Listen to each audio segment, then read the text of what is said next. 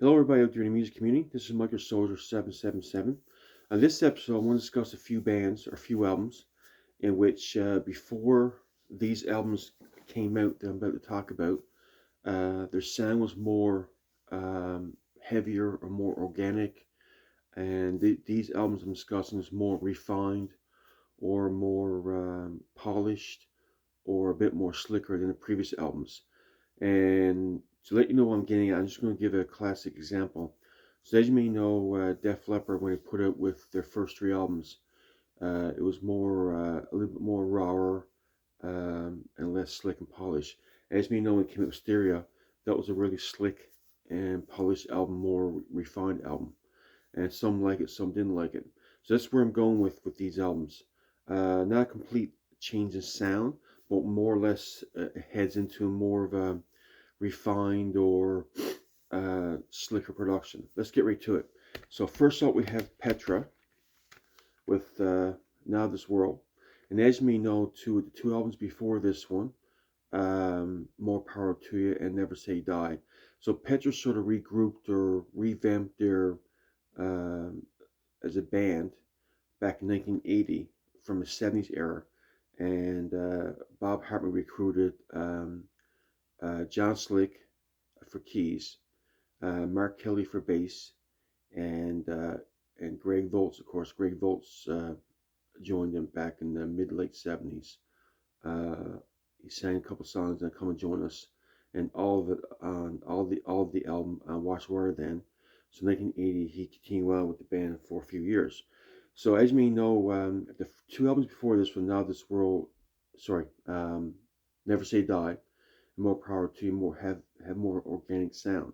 This album tends to be is not is more of a refined and parts of it more of a refined sound, um, and I shouldn't say I shouldn't say more polished, but more of a refined sound on this one. As now, I'm not counting. I know like they took a completely change of sound with Beat the System, but on this one was more of a refined sound. I think this first one they used Fairlight keyboards as well. A mix of Fairlight keyboarding, which is a new technology for keyboards in that time in the early mid '80s, and they used some of the organic keyboards, but got a lot of Fairlight, especially with the album Visions of Doxology and Visions Reprise Doxology, got that keyboards. And that was the first album I think that featured those kinds of keyboards, whereas ones before that have more of an organ sound or a Hammond B3 organ sound before this. But this one had a mix of the two kinds of keyboards, the more of a organic type keyboards and the Fairlight type of keyboards with the sound effects. So that's one part of the album that had more refined sound. Also, this album to me, on much of it, wasn't sort of as heavy as the ones before this one, but still is a great album. So therefore, Petra, More Power, Not This World. There you have it. Next up, we have another band, Jerusalem, with Can't Stop Us Now.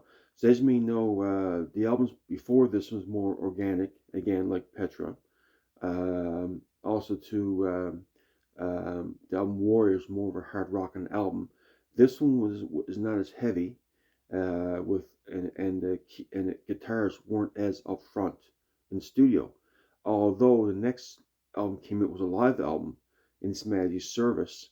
The songs on this one that was on that live album, the guitars were more beefed up, more in front, so it sounded heavier. But on this one, for what it's worth, it was more of a mellower album. The guitars weren't as up front, but still there was some upbeat songs on this one as well. More of a refined sound, a little bit polished or slick on certain parts for this one. And then they went back to their hard rock roots with Dancing Heaven Surfer, which came out in '88, a few years later.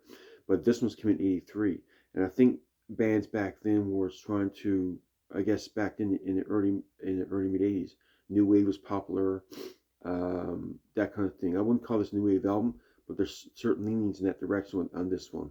Therefore, Jerusalem, Can't Stop Us Now, more of a refined, polished sound. There you have it.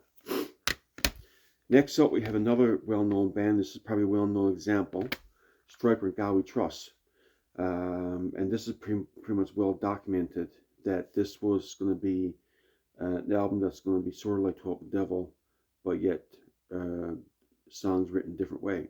So as you may know, the Striper's first three albums, Young Black Attack, Soldiers, and 12 the Devil, was more of a, in your face, heavier guitars, melodic metal, power metal in certain cases with certain songs. This one was more of a slick, polished sound. I guess Striper was pushing for that more mass appeal. The one who produced the album was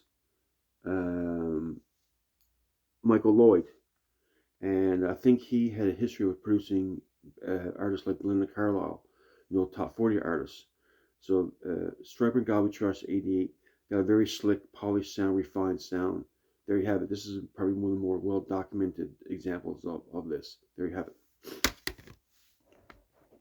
Next, we have another band, a great, awesome classic band, which I love, Bloodgood, Rock and Hard Place. So as you may know, Bloodgood's first two albums, their self-titled one and Detonation, have more of a classic metal vibe on their music. I guess you can probably compare parts of music to Dio.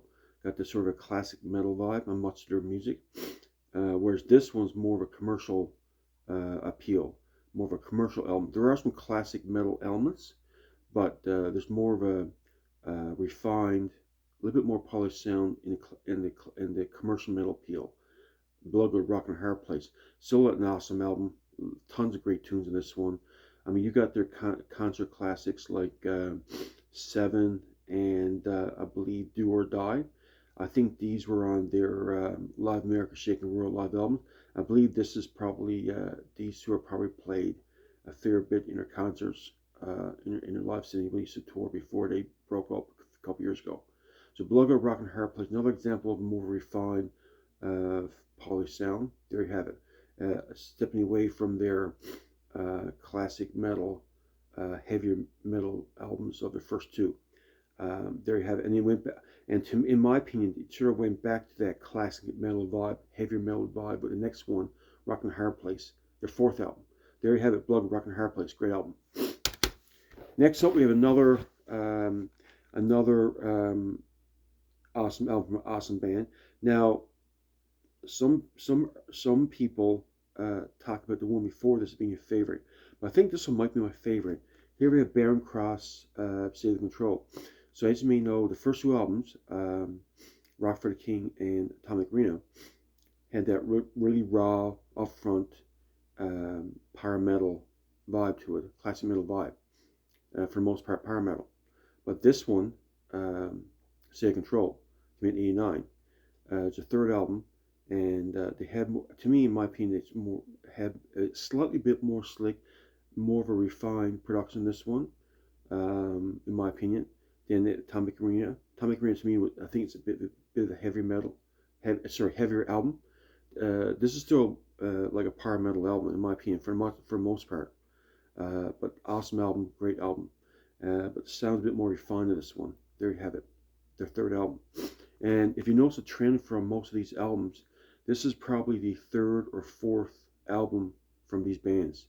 For most of them, the Bloodgood, the Barren Cross, the Holy Soldier, and Jerusalem.